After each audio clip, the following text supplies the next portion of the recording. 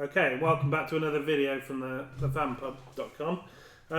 We're doing the very famous Zero RB strategy today. People like to see this all the time, don't they? They want to see how zero RB still work in the current climate? Yes, it can. We know it can work, and the reason it can work is because everybody's going to go running back heavy. So there's still market value with the right kind of pick. For the first round pick, pretty much determines where you're going and what direction you're going. So what have we set in this team? We've got 12 teams. It's a 12-team league, yeah. Regular scoring. We've got draft position 6. That's probably ideal to attempt zero RB because we're going to avoid the top players. The top running backs will be off the board, and that will leave us probably the best of the rest of the wide receivers. So we should be in a good position to pick one great one up. And in fact, we've got two really good ones right there. Yeah, so we're not saying you should do this. This is just an option, and this is how you would do it if you want to do it. This is the way to approach it. So we are probably not going to argue with what it's suggesting here, are we? I think Odell Beckham Jr. over Mike Evans, but it's splitting hairs. Both are in great teams. You could take either here, but we'll go with Odell Beckham based on what he's done since entering the league. And he is exciting to watch, so it sets up our team very nicely. We're looking for another big red zone target here. So let's have a look at the wide receivers that are on offer. I see Amari Cooper's there. That it does interest me. But Des Bryant's there. Yep. Doug Baldwin, DeAndre Hopkins. I think here I'm going to go slightly counterintuitive and go DeAndre Hopkins because I think there's a bounce back here. I'm falling in a bit more in love with him here. Do you? Would you put him above Des and Amari Cooper? Yes, I would. Okay. Yeah, I would. And the reason I would is because I'm kind of beginning to see that this is a guy who's just been let down by quarterback play, and that's about to change. And he's been there and done it before. He's had high-scoring years. We need a potential player who can get red zone targets, and I just get a feeling there's an opportunity for us here. So why not? So that's two of them in the bag. We now need a third. We've been very lucky here.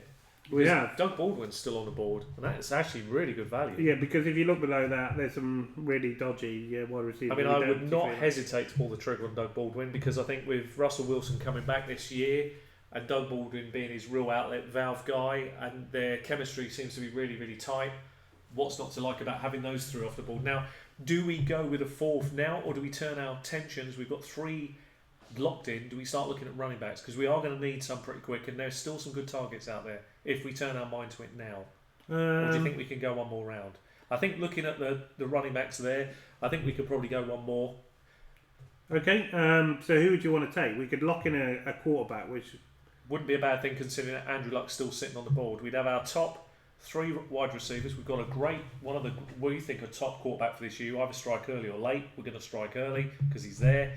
And because we don't need a wide receiver, we don't like the running back target. And we're hoping one of them will fall. And actually, if you look at what's gone, it's looking great because I actually think we are going to get two picks pretty quickly here. So I think we've got to turn our attention to running backs at this point.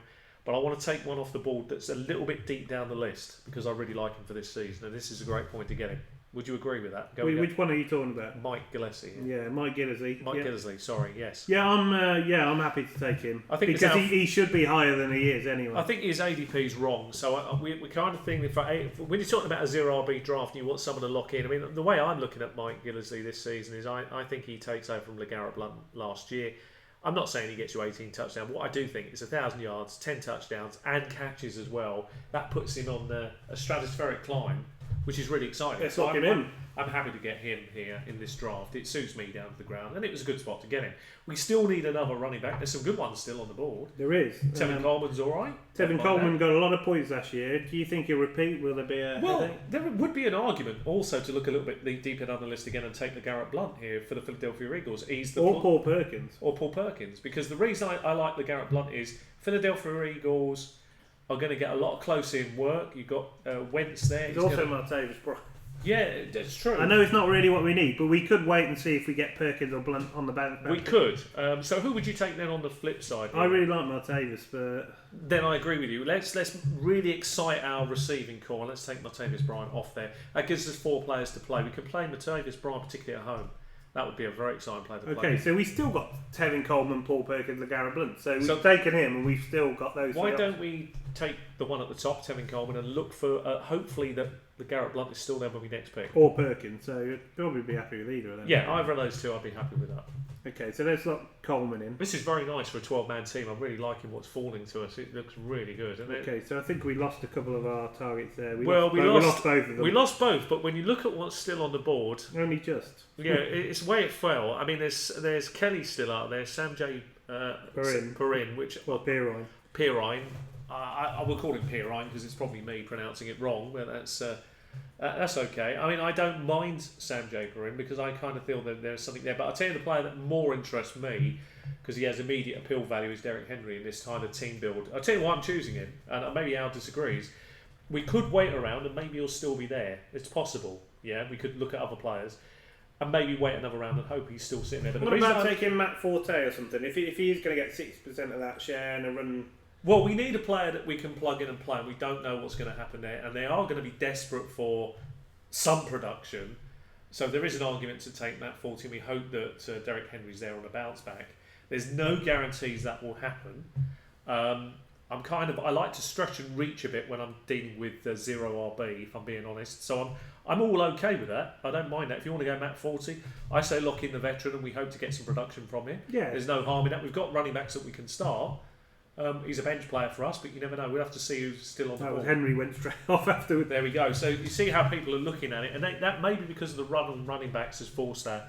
But that's the way it goes sometimes. So we have to now. We've still got Pirine there. We've got Jonathan Stewart. Kareem Hunt is interesting. Nice players. Latavius Murray is. Jeremy Hill still sitting there. Would you like for guaranteed some sort of production? Well, not really. I like it for touchdowns, but what about Latavius Murray? He's going to be number one in Minnesota. He's going to get all the goal line carries. Yeah, and they paid enough money for the price, and we can afford to take that risk. So I say yes.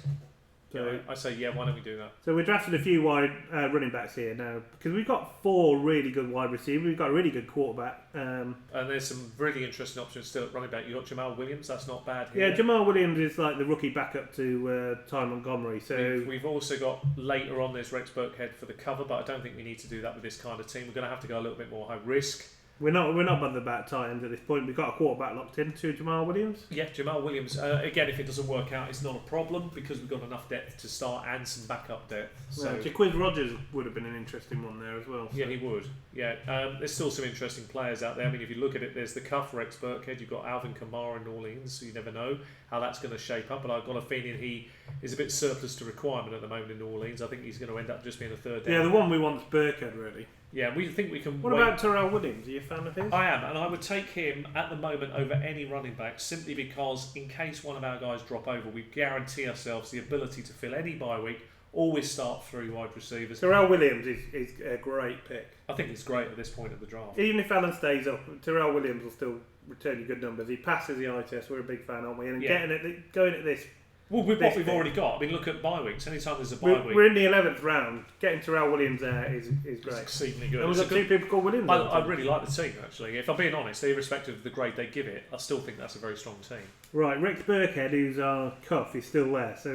And there's a possibility we'll still be there in another round, so we may be able to go with another player. Now, here's an interesting thing that's happened here. If you look at the draft board, just as it's fallen, right? So if you go up, just bring the page up a bit there, Al. Look at the quarterback that's still on the board here. I'd take him, Marcus Mariota. I wouldn't hesitate. There's trade value. Even though we've got Yeah, I'd take him because there's trade value. Look at the drop-off below him. He's definitely got some great weapons. He did, and he made a big step forward last year. As much as it means we lose a space on the bench, it gives us a tradable weapon. And that's the way I'd look at it. And if anything happens to Luck with his shoulder, then we still can plug him in. So now we have to turn our attention to the final. Rex Burkhead's Rex Burkhead's the winning one. We don't want to risk it anymore. No, we've got to take him at this point. And he's our last bench spot. It's just to guarantee us a 1 for the year. So we lock in. Yeah, because it will be Ginnersley or Burkhead, won't it? The White and then we've got... And Lewis are both pass. We've got to take a tight end. Or a defence. Looking at the tight ends that are available, you've got Cameron Brake, who you like, which is nice. Well, we're happy to take a late round. Jared Cook is there in Oakland. I think he looks all right. Dwayne Allen looks good in New England. There's quite a few there that are good. Jesse James. Yeah, they're all good. I don't mind any of those. I mean, we can probably wait till the last pick. Should we take the Cardinals? I think we take the Cardinals. We'll take our pick of tight ends in the last because round. It's a very, very good defence.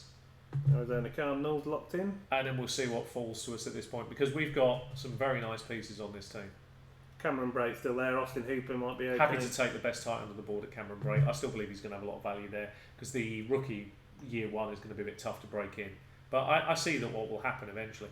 I'd happily take the top kicker there, Cairo Santos, because he does seem to get a lot of games where he gets 4 or 5 kicks. Okay, so that's our... and that's a good grade, actually, considering that they probably wouldn't like our team. They're B-, and I think there's a lot of upside in that team. Exactly. Let's run through quickly what we've got and the strengths and weaknesses of this team. Okay, so we've got our wide receiver. We've got Odell Beckham, DeAndre Hopkins, Doug Baldwin, all elite. We've got Martavis Bryant, who we love this year, and he's elite when he plays. You know, we can cover any bye size and speed. That's just a nightmare for any defense. We can cover any bye week with those we've 5. Got Terrell Williams, who's also a really good. I mean, he showed last year what he could do, 160 points. You'd be happy to get 3 of those, let alone 5. Yeah, exactly. You know, you'd be happy to get 3 of those. Running back, we've got Gildersleeve, but we've covered him with Burkhead, so if anything happens to Gildersleeve, we've got the number one there. We've got Tevin Coleman, who should play a full year, and we backed him up with Matt Forty and Latavius Murray, so we're pretty strong at the running game as well. And we've also got Jamal Williams as well, who might break through in Green Bay. That's a 0 RB drop, that's a pretty solid. If he breaks through towards the end of the season, we've got a really big boost when we're pushing for them playoff places where you need that boost to your team to really take you to a title. Yeah, it's a solid draft. Agree or disagree? Do you like 0 RB, or do you think it's had its day? I mean, who would you have picked differently? I know one thing, that was a good draft. I like that team now, so I'll be very happy with that team. We'll see what other people make of it. Okay, well, if you like the video, again, please leave a thumbs up on the video. It really helps us out. Share the videos where you can, and if you need a shout or got questions, let us know. And we really appreciate you watching. Thanks very much.